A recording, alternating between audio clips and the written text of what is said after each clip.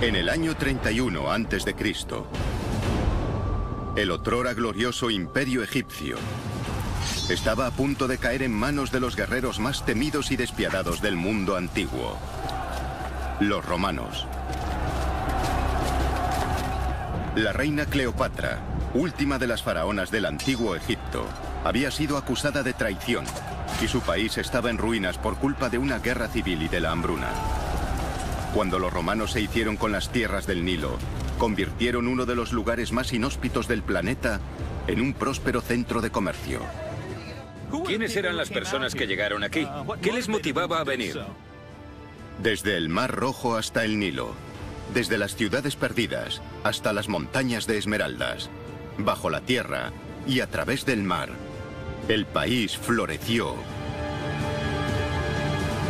cuando Roma dominó Egipto.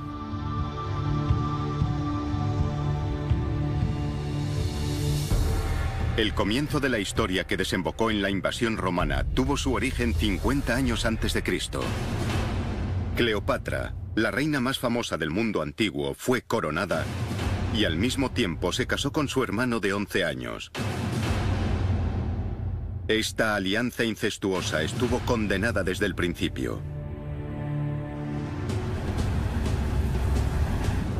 El arqueólogo, explorador y aventurero Steve Seibotham ha pasado 20 años reconstruyendo la historia de los romanos en Egipto.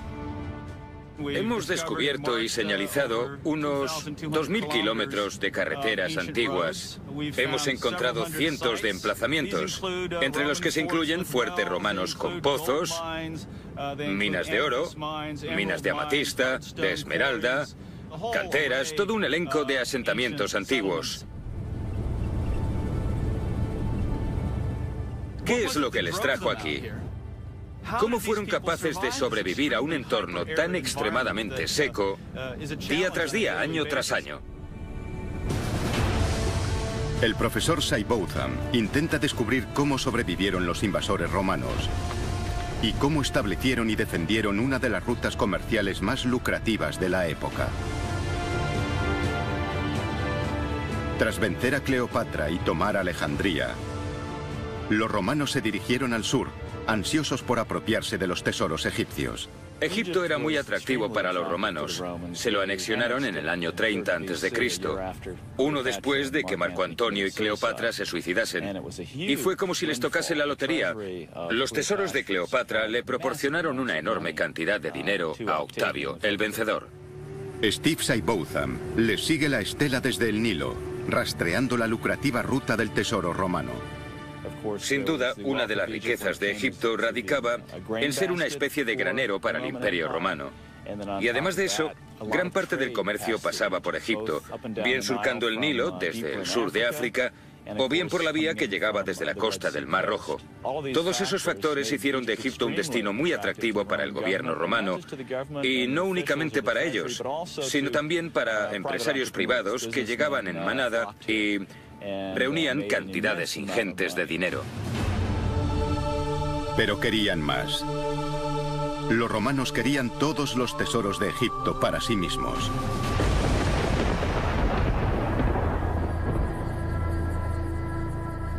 Hace 2000 años, los monumentos de los faraones ya eran antiguos.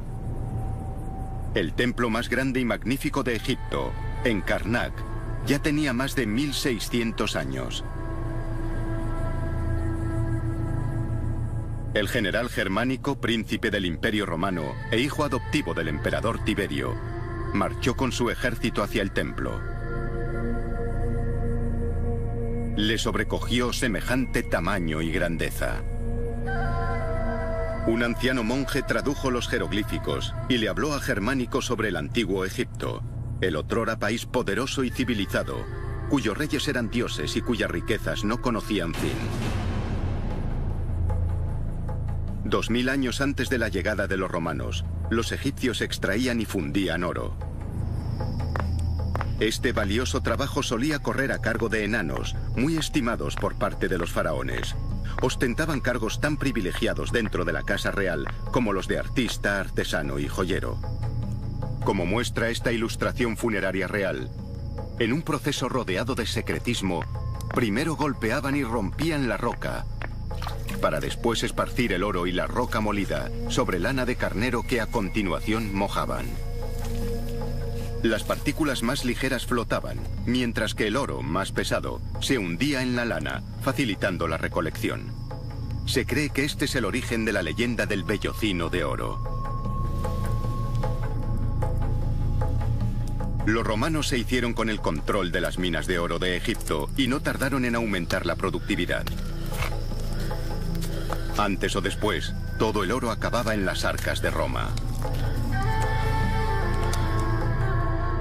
La fuente de esta fabulosa riqueza nacía en unas minas localizadas en una región de Egipto conocida como el Desierto Arábigo. Se encuentra apartada de las ricas llanuras del Nilo. ¿Cómo construyeron los legionarios de Roma una comunidad tan llena de vida en una zona tan desolada? Cuando Octavio venció a Cleopatra y a su amante Marco Antonio en la batalla de Aquio, librada en el mar Jónico en el año 31 a.C., se instauró el dominio de Egipto por parte de Roma, que duraría 5 siglos. Uno de los premios fue el Desierto Arábigo, de donde los faraones habían extraído el oro y las joyas que enriquecían a su reino.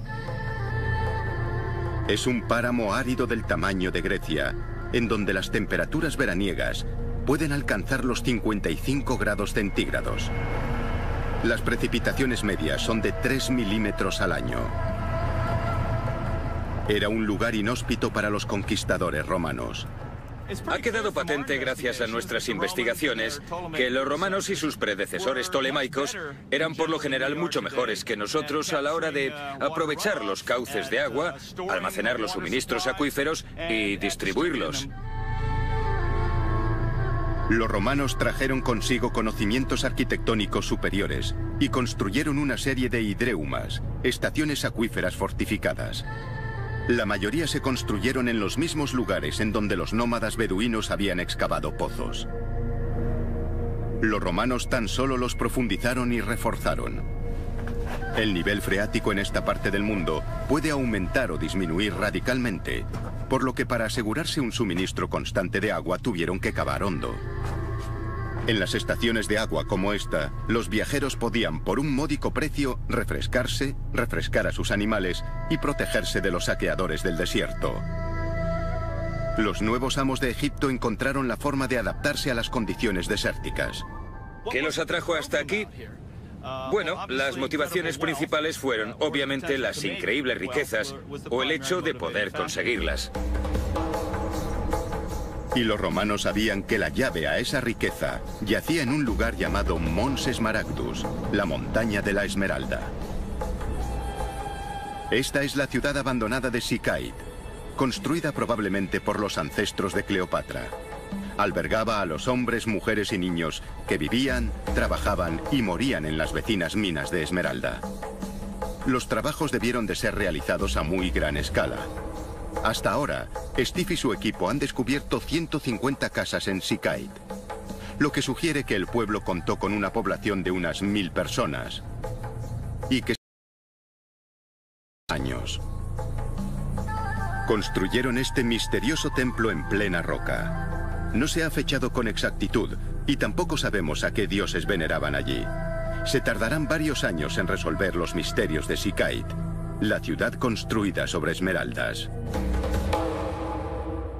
Las esmeraldas, al igual que todas las piedras preciosas y semipreciosas, eran evidentes bienes de consumo. Eran muy demandadas, en especial por parte de las mujeres, con aquellos collares, pendientes y joyas para enseñar, para demostrar que obviamente disponían de medios económicos. Las primeras pruebas que nos indican que este lugar se llamaba Mons Smaragdus, que en latín significa montaña de la esmeralda, provienen de fuentes romanas. No existen evidencias anteriores al primer siglo antes de Cristo de que lo estuvieran explotando, y menos de que se llamase Mons Smaragdus. Esta información aparece por primera vez en el siglo I después de Cristo, y desapareció. No solo el promontorio, sino toda la zona circundante, de donde extraían estas esmeraldas, recibía el nombre de Mons Smaragdus.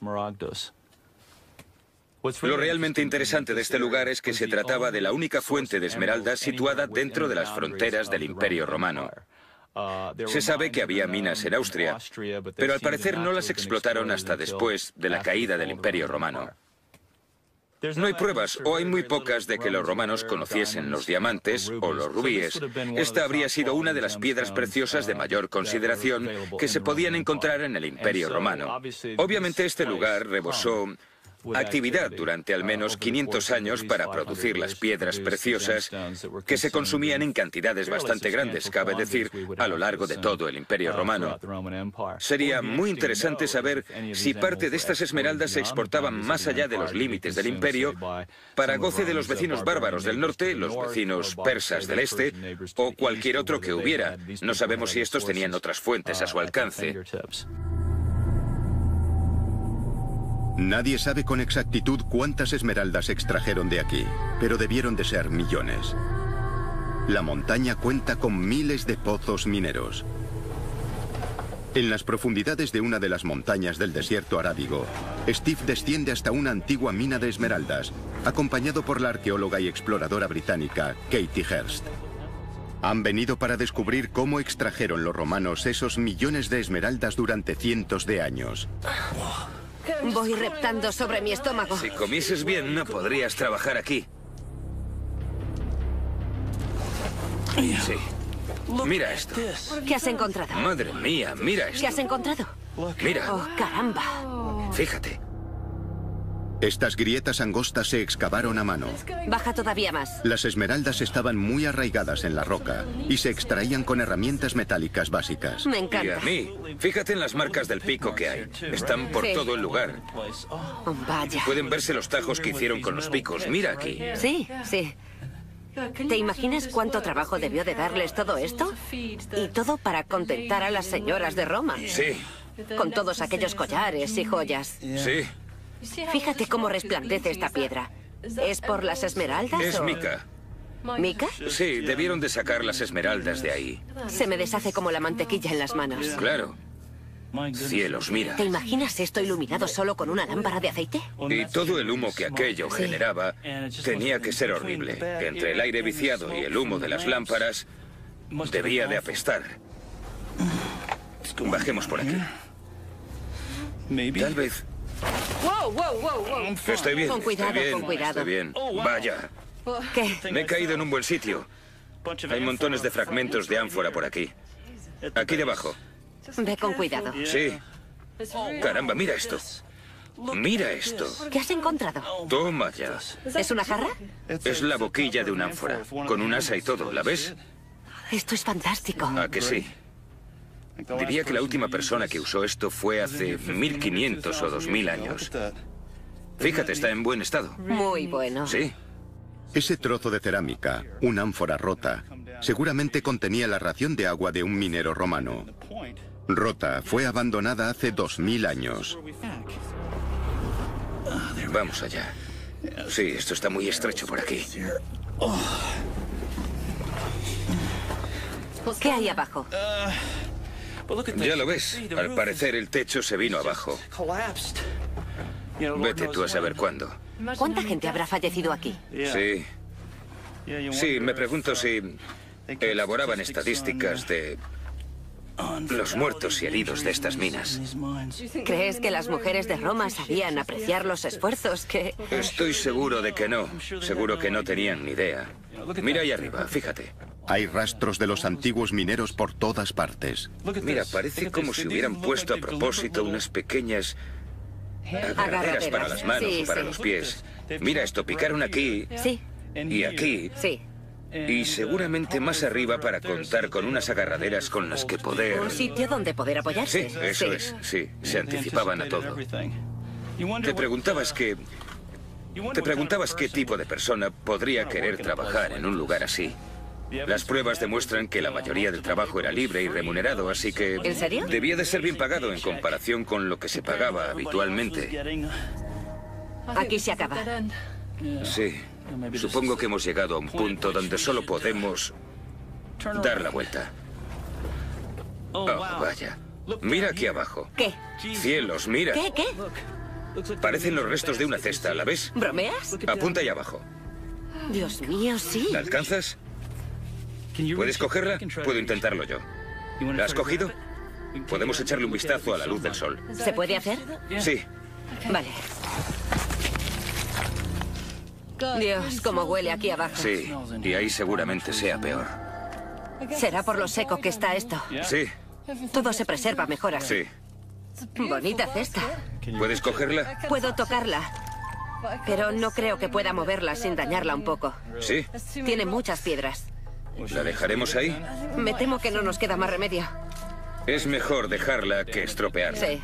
Y es muy impactante encontrar algo así y saber que la última persona que la tocó, aparte de ti, antes que tú, fue algún romano. La cesta, probablemente usada para guardar la comida de algún minero, permanecerá en condiciones perfectas gracias al aire seco de la mina, hasta que algún arqueólogo futuro la redescubra.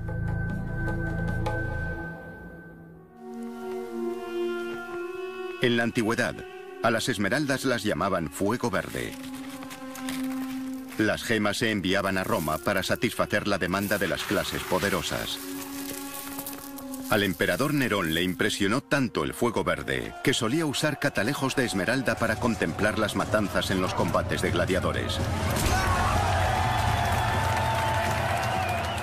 Con el mercado egipcio de las materias primas bajo control, los romanos siguieron avanzando, construyendo ciudades en el desierto a su paso. Fuertemente fortificadas y abandonadas a día de hoy, estas localizaciones suscitan muchas preguntas sin respuesta. ¿Quién podría querer vivir aquí? ¿Y por qué estaban tan fuertemente defendidas? ¿De quién tenían tanto miedo los romanos?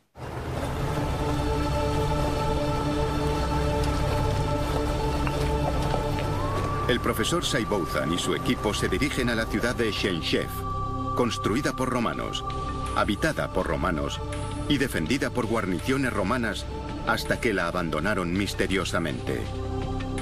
Su emplazamiento y uso, en las profundidades de un valle casi olvidado en el desierto arábigo egipcio, es uno de los mayores misterios arqueológicos del país. Tras 25 kilómetros de terreno escabroso, los vehículos no pueden seguir avanzando. Ayudados por los beduinos a Babda, la única forma de llegar es a pie. Así es como los habitantes romanos de Chenchev iban y venían. Es una caminata larga y peligrosa, a una temperatura de 50 grados. Steve solo ha arañado la superficie arqueológica de Chenchev, pero una cosa está clara: la gente que vivía aquí era rica. El tamaño, estilo y construcción de hogares todavía en pie lo demuestra. Pero ¿por qué vivían aquí? No parece haber fuentes de agua en la zona. Si observas cómo Mohamed prepara el café, te das cuenta de lo escasa que es aquí el agua. Sí, y tanto. Hasta la mínima gota es muy apreciada. ¿En la época romana la tierra era así de árida? Sí, era muy seca. Según los estudios que he visto sobre patrones de lluvias de por aquí, sí que lo era. Era muy seca. Las precipitaciones eran muy escasas y además... Todavía lo son. Aún lo son. Habría que excavar para sacar agua. Suponemos que hicieron pozos en los wadis. Steve y su equipo han explorado Chenchev y han descubierto unas 200 casas y 500 tumbas que se remontan al siglo III después de Cristo. Las excavaciones preliminares en vertederos revelaron un gran número de bienes de lujo, incluido un zafiro tallado. Pero el mayor misterio de todos es por qué este lugar estaba tan fuertemente defendido. En la cima de un pico, a unos 150 metros sobre la ciudad, se halla un fuerte romano. Visto desde arriba, la forma de boca llave hace que este sea un fuerte único en el Egipto romano.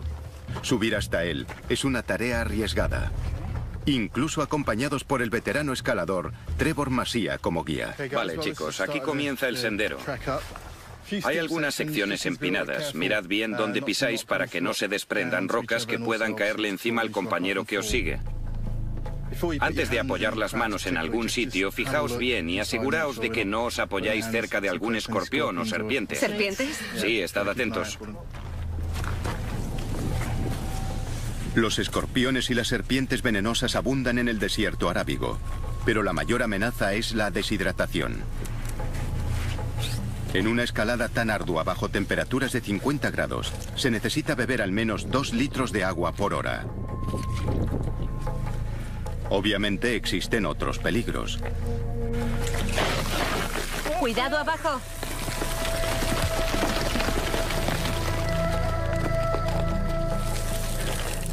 Continúa. ¿Estáis bien? Sí, sube, sube. Debió de ser una vida muy dura para los desafortunados soldados romanos destinados en Chenchev. Como duro era cargar con comida y agua hasta aquí. ¿Tienes idea de cuánto tiempo podían pasar destinados aquí, Steve? A veces te mandaban durante 3 meses, otras 7 y otras 18 meses. 18 meses. Sí. Parece que para nuestro guía esto es coser y cantar. Tras una subida larga y calurosa, Steve y Katie entran por lo que una vez fue la puerta principal del fuerte. Vaya, Sí. menudas vistas. Unas vistas preciosas del Mar Sí. Rojo. Desde aquí se evidencia por qué los romanos eligieron esta cumbre. Tiene una vista panorámica de 360 grados, perfecta contra cualquier enemigo llegado desde cualquier dirección. Pero ¿por qué los romanos se decidieron a construir un segundo fuerte en una cumbre vecina y unirlos con 2 muros? Sigue siendo un misterio. Es el único fuerte que hemos encontrado en la región que guarda una disposición tan rara, con los 2 fuertes en las 2 cumbres, conectados mediante 2 muros paralelos. Es un poco raro. Muy extraño, sí, no tengo ni idea. Bueno, supongo que si tienes estas vistas del valle desde aquí, Sí. si te ponías en aquel podías ver aún más lejos. Unas vistas un tanto diferentes, de ese modo cubrían todos los ángulos. Hasta que no se realicen más excavaciones, Chenchev seguirá ocultando sus secretos. Los romanos avanzaron hacia el este, a través de los desiertos de Egipto. Solo se detuvieron cuando llegaron a Berenice, en las costas del Mar Rojo. Resulta difícil imaginar que Berenice fuese entonces una ciudad dinámica, uno de los centros comerciales más lucrativos del mundo conocido. Las expediciones de Steve de los últimos 20 años se han centrado en esta zona. Hasta ahora ha encontrado unos 20.000 artefactos, desde pendientes de perlas hasta estatuas, desde lámparas de aceite hasta cadáveres, desde piedras preciosas hasta perlas de vidrio, todos con una historia que contar. El arqueólogo Steve Seibotham lleva explorando el desierto arábigo egipcio desde hace más de 20 años. En Berenice, junto al Mar Rojo, ha desenterrado una enorme colección de artefactos que se guardan en un almacén de alta seguridad. Muchos de ellos son únicos. La colección incluye inscripciones enormes de la parte frontal de un fuerte derruido. Esta en concreto dedicada al emperador Vespasiano. Entre los objetos más comunes se hallan reliquias romanas de ámbito diario como ánforas, las omnipresentes jarras en las que se almacenaban vino o aceite. Suelen hallarse rotas, pero en Berenice, la cerámica hecha añicos también es importante. Tenemos cientos, literalmente cientos de estos fragmentos y básicamente son piezas de cerámica, trozos rotos de cerámica. En la antigüedad los usaban. Como podéis ver, cogían tinta negra y escribían sobre ellos. Lo que escribieron, al menos en los que sacamos de Berenice, son anotaciones. Aquí anotaban el nombre de las personas que pasaban por las tiendas de trueque. En algunos casos sabemos los nombres de estas personas y también anotaban el número de ánforas que contenían vino, aceite y esas cosas. Son un reflejo muy revelador del tipo de bienes de consumo que atravesaban el puerto. Por supuesto, las personas sobre las que se escribía todo esto, en documentos como este, eran mercaderes e iban allí a hacer dinero. Pero ¿cómo podían los mercaderes hacer dinero en uno de los nudos comerciales más remotos del mundo romano? Steve encontró la respuesta en uno de los edificios más importantes y antiguos de Berenice.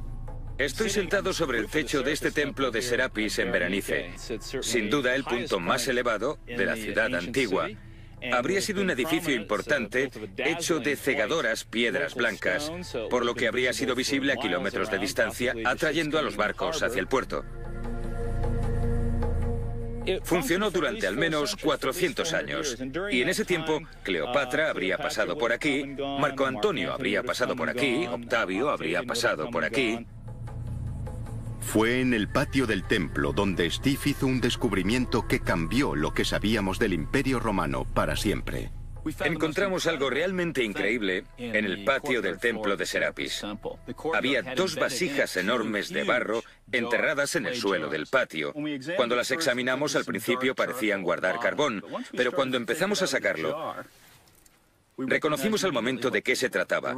Eran granos de pimienta negra y había 7,5 kilos de granos de pimienta dentro de aquella vasija. Es la cantidad más grande de pimienta jamás encontrada en ningún otro emplazamiento arqueológico del Imperio Romano. ¿Pero por qué la pimienta es tan importante?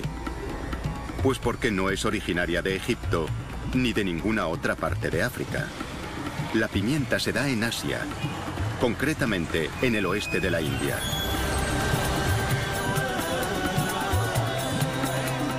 El bote de pimienta que encontró Steve en el templo es la prueba definitiva de que los romanos dieron con el modo de navegar por el Océano Índico, más allá de las fronteras del mundo conocido.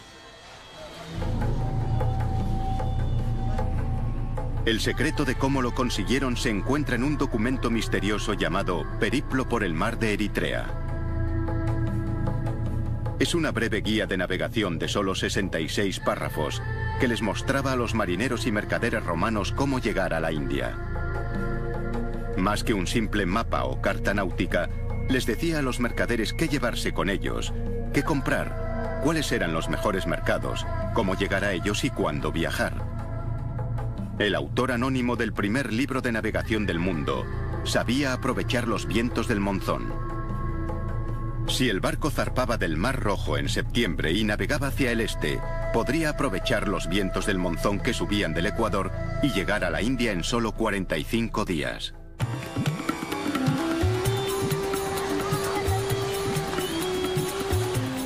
A los pocos años de llegar los romanos a Berenice, ya estaban comerciando con las tierras donde hoy se encuentra Yemen, Omán, Pakistán y la India. Se trajeron consigo riquezas inimaginables.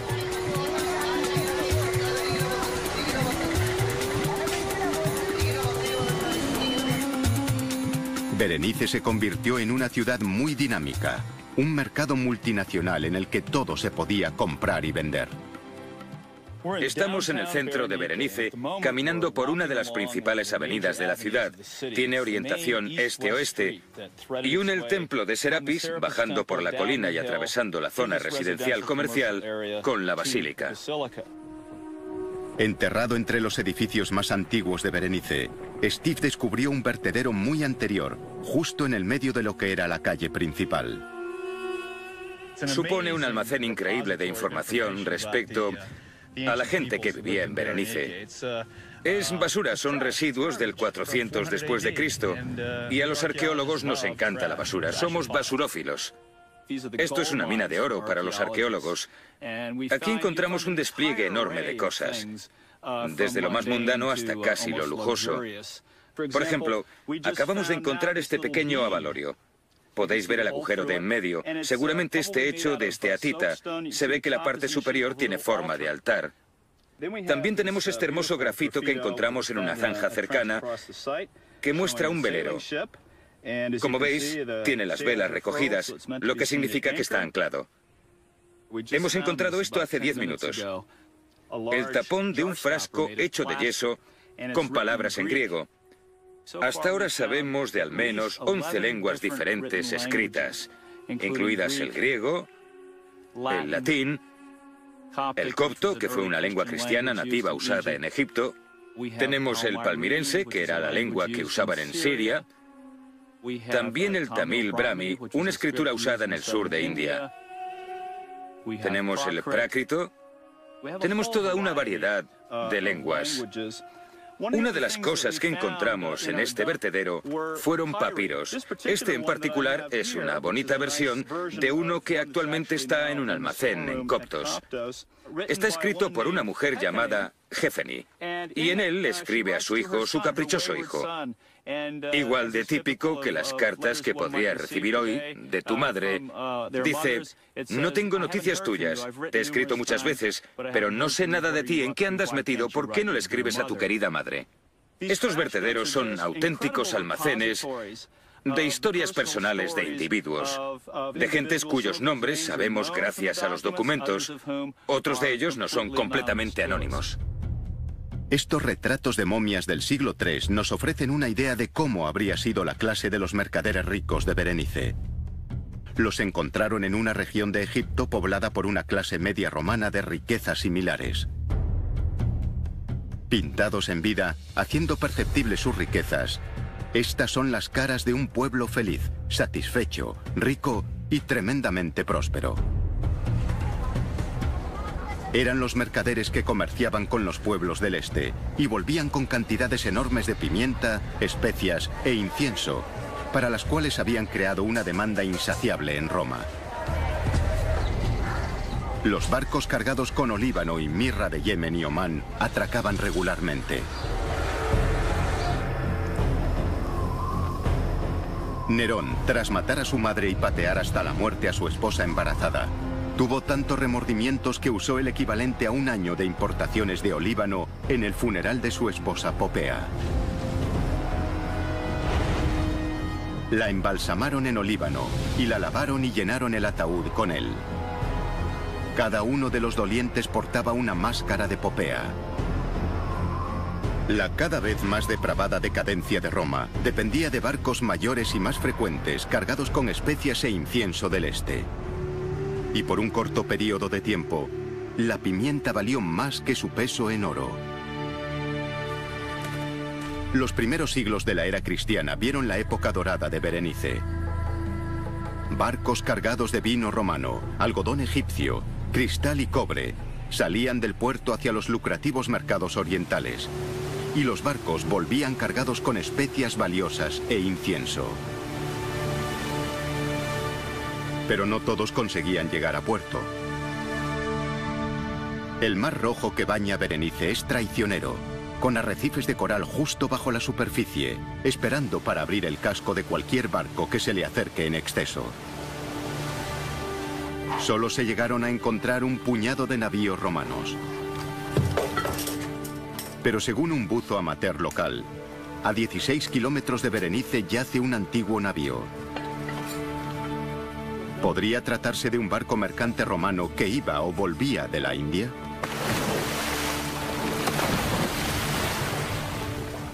Cuando nos metimos en el agua, vimos que estaba increíblemente clara, y mientras buceábamos al lado del arrecife, empezamos a ver cosas que creíamos que podían ser ánforas. Nos sumergimos y rodeamos un coral. Y de repente vimos un trozo de ánfora tirado en el suelo marino. Fue increíble. Y además era un trozo grande. Diría que de 1 metro de largo. No tenía ningún asa. Y dentro tenía corales encostrados.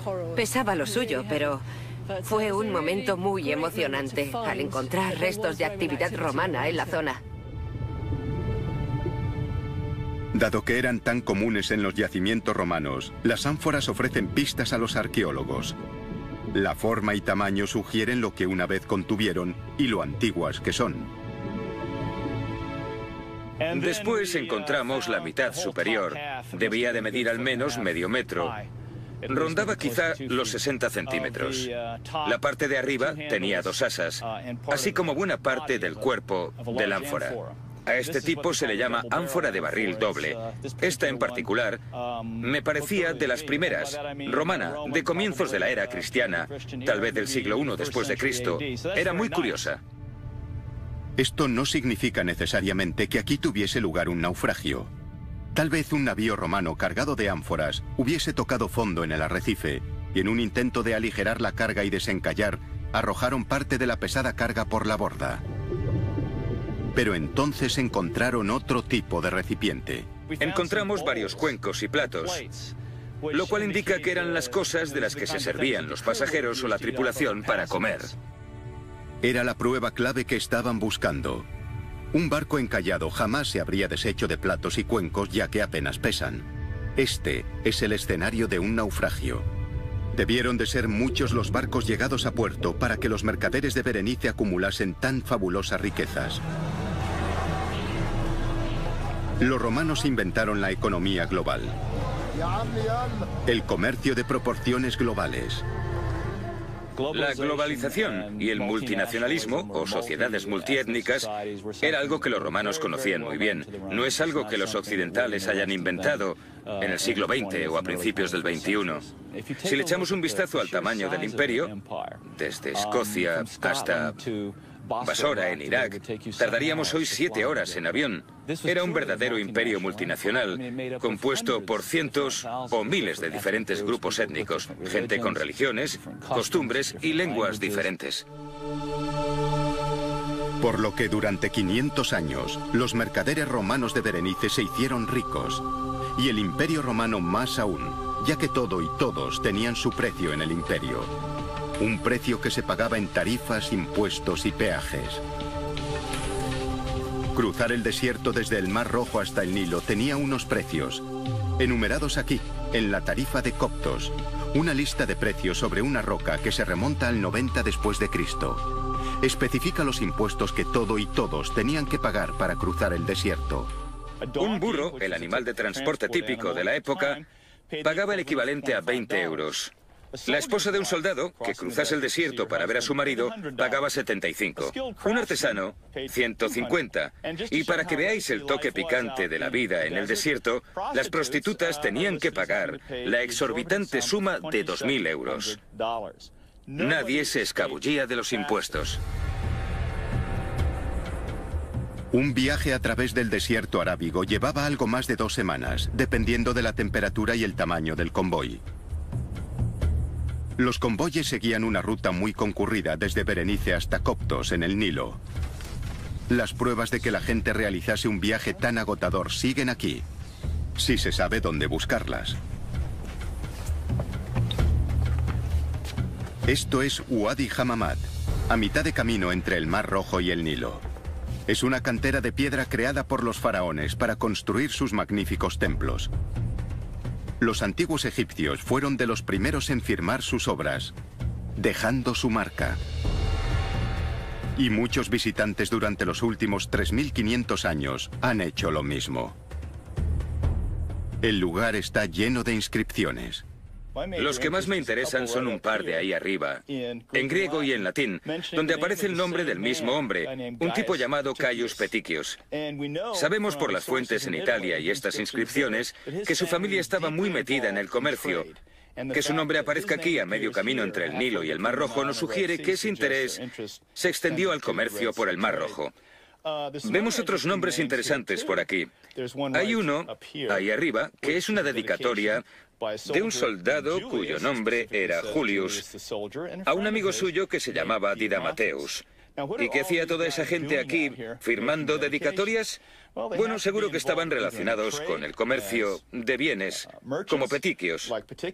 En el caso de nuestro amigo Julius, el soldado, debía de estar relacionado de algún modo con la protección de comerciantes y mercaderes que iban y venían del Nilo al Mar Rojo. Una vez cruzaban el desierto con éxito, cargaban las mercancías en barcos y navegaban Nilo abajo hasta Alejandría, la segunda mayor ciudad del Imperio Romano tras la mismísima Roma. Esto, para un mercader, era la puerta de entrada hacia riquezas inimaginables. Durante 500 años, el desierto arábigo de Egipto sirvió como puerta de entrada al Imperio Romano, desde países a los que se llegaba en barco a través del Mar Rojo. A finales del siglo V, Roma estaba en problemas, próxima a la bancarrota. El otrora invencible ejército imperial estaba siendo atacado en todas las fronteras. La prosperidad en Egipto llegaba a su fin. Y un nuevo enemigo llegado del este estaba a punto de expulsar a Roma de Egipto para siempre. Durante más de 5 siglos, el Imperio Romano explotó los recursos naturales de Egipto. Las ciudades construidas con los beneficios sacados del oro y esmeraldas florecieron en las llanuras áridas del desierto arábigo. Los romanos ofrecían protección, agua, seguridad y la promesa de riquezas enormes. Las ciudades como Berenice crecieron rápido gracias a la importación de especias desde el este. Entre los mercaderes romanos se encontraban algunas de las personas más ricas del mundo. Gracias a una serie de documentos, en especial gracias a uno del siglo II después de Cristo, Sabemos el tipo de cargamentos que llegaban de la India: nardos, marfil y tela, cuyo peso ascendía aproximadamente a las 3,5 toneladas. Y el valor rondaba los 7 millones de dracmas. Si hacemos la conversión a día de hoy, serían unos 150 millones de euros. El geógrafo romano Estrabón, célebre en el siglo I después de Cristo, dejó anotado que cada año 120 barcos de 75 toneladas de peso cada uno hacían la ruta entre la India y el Mar Rojo.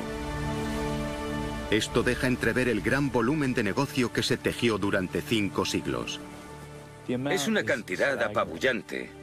Estamos hablando de casi 8 billones de euros en importaciones, y eso en cifras conservadoras, suponiendo que solo fueran 120 barcos al año y que solo tuvieran 75 toneladas de capacidad.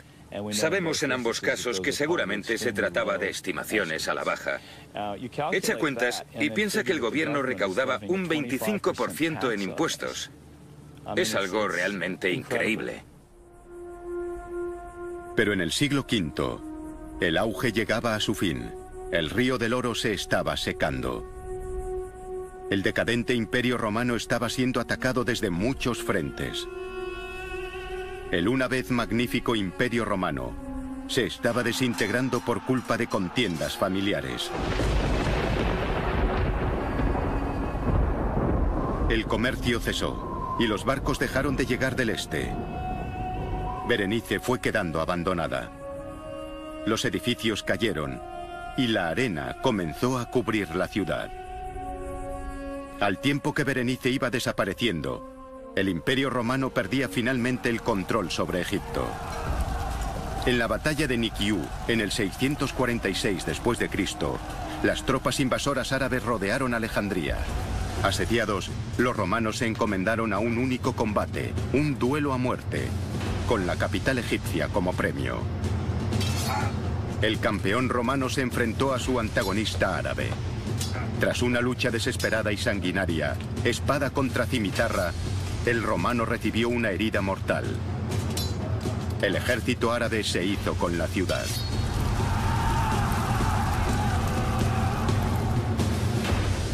Finalmente, tras más de 600 años, una cadena de sucesos que había empezado con la boda de Cleopatra y su hermano, acabó con sangre sobre la arena del desierto. Los romanos se vieron obligados finalmente a entregar las llaves del cofre del tesoro más lucrativo de la historia.